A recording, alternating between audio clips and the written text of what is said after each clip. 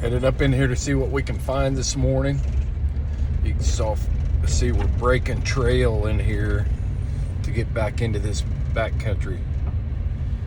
So we'll see what's been moving around up some of these roads back in here. Hopefully we find a good track that we can put down on it. And if not, I got a young dog that I'll put down on a coyote track and do a little bit of training.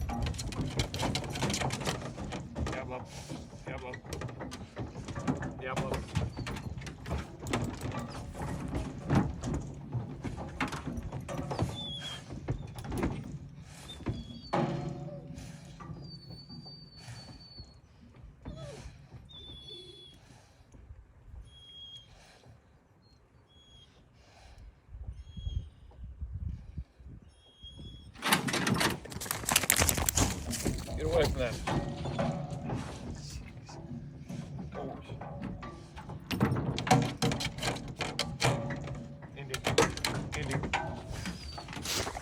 Indy. Hey, settle down.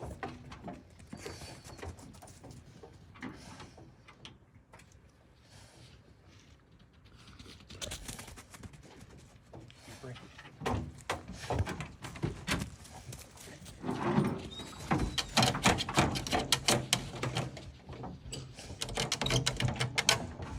Get back.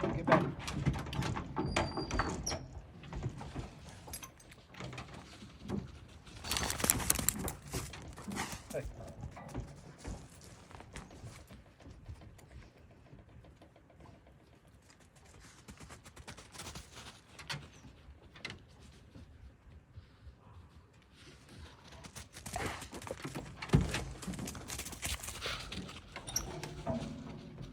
Deuce.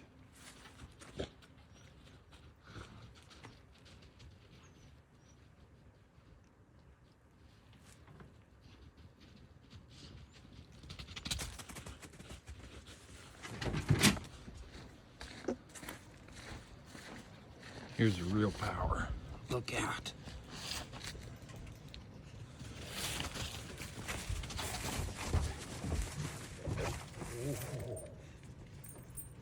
Easy. Get back.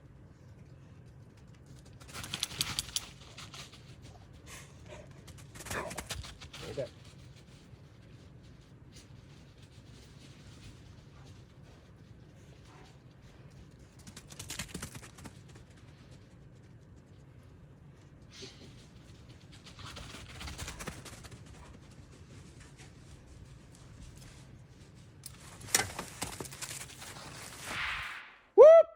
Come on, Hip.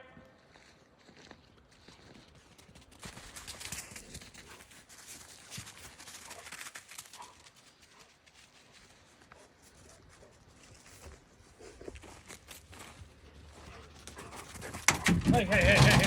No. Come here.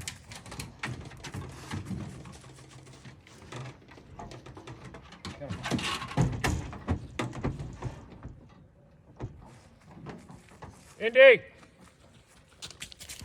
Come here. Cajun, come here. Cajun, come here. Cajun, come here. Get in there.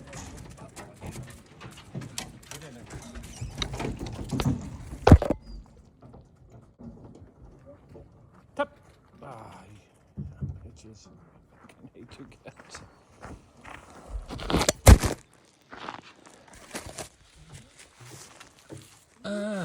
We're in a total whiteout.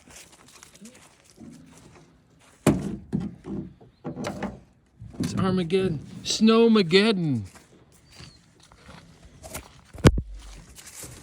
Oh my goodness, there we are. We recovered.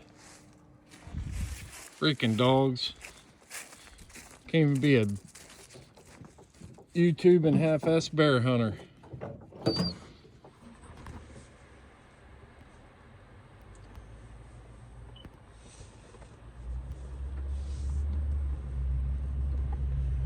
Yeah, so we're just creeping up these roads here looking for tracks right now.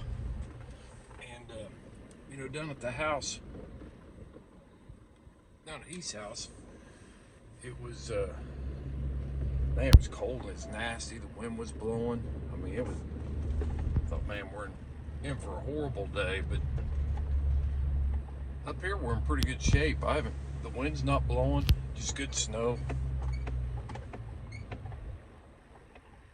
It's gonna be a pretty good day, I think.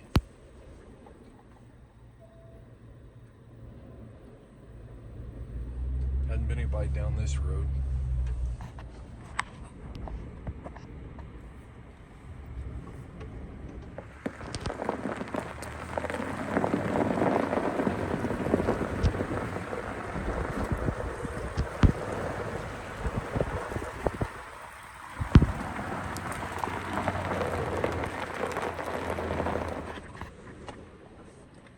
With this snow on today, it's perfect.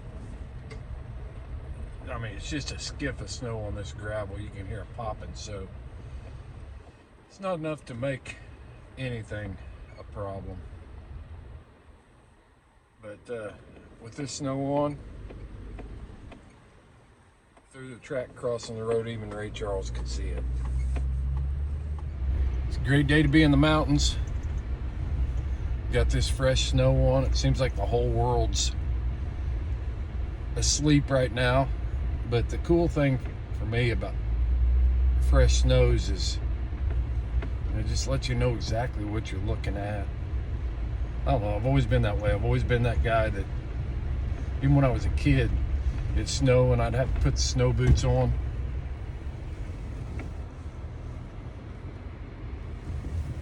Thought I saw a track. Have to put the snow boots on, get bundled up, and go out and explore around. And I always like being the first one to make tracks in the snow. And then there's just some places where you don't want to put any tracks in the snow at all. You just want to preserve it perfectly. You drive by and you see this picture perfect scene, and somebody's footprints are through there. I don't know, I think that's kind of how all of us are as hunters. We always like feeling like we're the only person that's ever looked at it or seen it, or first person that's ever been through there. I'm not sure there's any places like that left.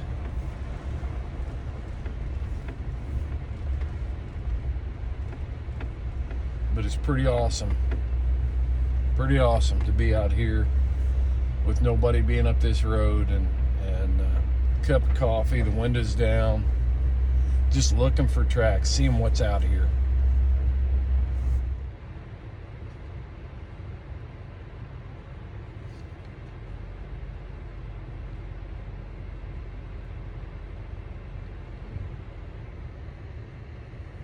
There we go. Now we've got it in the right frame. Cool. Shane's always telling me, videotape in landscape. Well, I'm working with a new gimbal, and it's a little more technical. I mean, it's easy to use, but it's also a little more technical than what I'm used to using.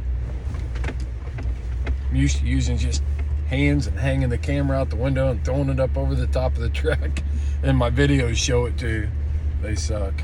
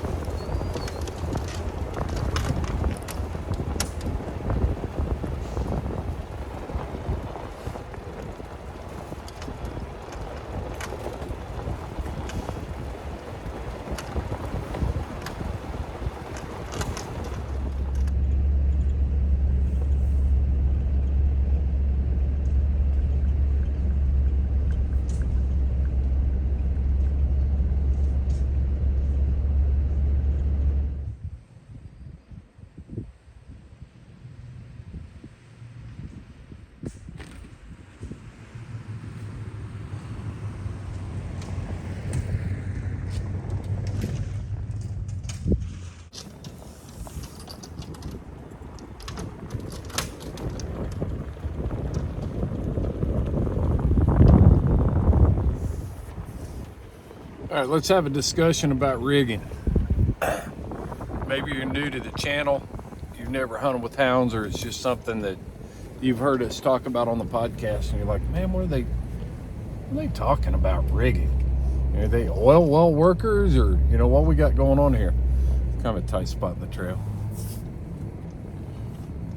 So, all right, let me just start off by explaining what rigging is.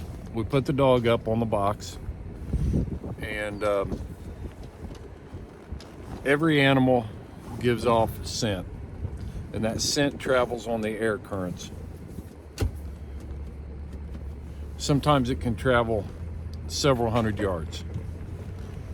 So as the dog's nose intersects with the scent trail on the air currents, then a rig dog, when we rig, a rig dog will bark.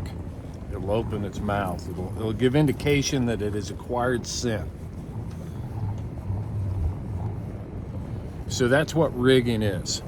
Now, you could be rigging, you can rig anything. You can rig hogs, coons, cats, bears, deer, coyotes, anything, any animal that travels across the landscape is giving off scent, and they can be rigged. So when you have a dog that's good at what they do, they're very valuable dogs to have. And a reliable rig dog that will only bark at the target game that you're looking for is a very valuable commodity and very sought after by houndsmen. So just on the surface, you might look at this and you might think, man, Chris is lazy. I mean, he's just driving around in his truck, got a dog tied up on the top and waiting for it to bark so he can walk out there and look at a bear in a tree. Well, this is where the discussion would get interesting. If you take into consideration what you're asking that dog to do, trace amounts of scent. I mean, stuff that you and I would never be able to smell this. We'd never be able to do this. Just very faint amounts that travel to that dog's nose and he barks. That has taken decades and centuries and millennia to develop and selectively breed for that sort of thing. To get those kind of character traits that we desire, that cause the dog to do that. It's not a natural thing for the dog to ride around on a truck like this and be very target specific and only bark at the animal that you're hunting that day. So just the breeding alone takes years to accomplish. And then the training that goes in to making a reliable dog so that he's not standing up there barking at deer and squirrels and all this other non-target stuff that we commonly call trash, because that's not what we're looking for. That takes years to develop that super reliable dog that's extremely good at their job, that gets all the game, gets the whole thing started just by catching a minute amount of scent that comes to their nose. It's like, well, Chris, I'm still not buying it, man. You're driving around on a truck and you're expecting your dog to hunt for you. Well, I always like coming up with a metaphor, and I think about stuff like this because we talk about this a lot, and we want to make sure that we're explaining things in a way that is justifiable. Justifiable is probably not the word I'm looking for, but in a way that you can that we can all grasp it. If you had the desire to fly a space shuttle, you couldn't just show up at Cape Canaveral and jump behind the controls and fly that space shuttle if you expect to live, if you won't make it. I mean, I'm sure you can push a few buttons, get a good launch, maybe get a liftoff, but the expectation of you being successful there is very minute. There's a reason why astronauts go through intense training and learn how to do all that stuff. Same way goes for the guy that wants to be a long-range shooter. You know, you go out and you spend the money and you get all this stuff lined up, and you get your special hand loads, and you have custom hand loads worked up for your long-range shooter, and you've never done it before. The expectation of you being able to lay down and fire a shot without knowing anything about the mechanics of shooting and hitting your target at 1,000 yards is very unlikely, very unlikely. So hound hunting is no different. You know, when I'm watching this dog, there's a lot that's going in here. I'm not just waiting for him to bark. I'm watching his body language. I'm watching everything that he's got going on there. And trying to make a decision on whether or not I need to speed up, or I need to slow down, or I need to get out and look. So there's a lot that goes into this thing. It's not just simply driving down the road, waiting for our dogs to bark, and then going out and collecting bears with butterfly nets.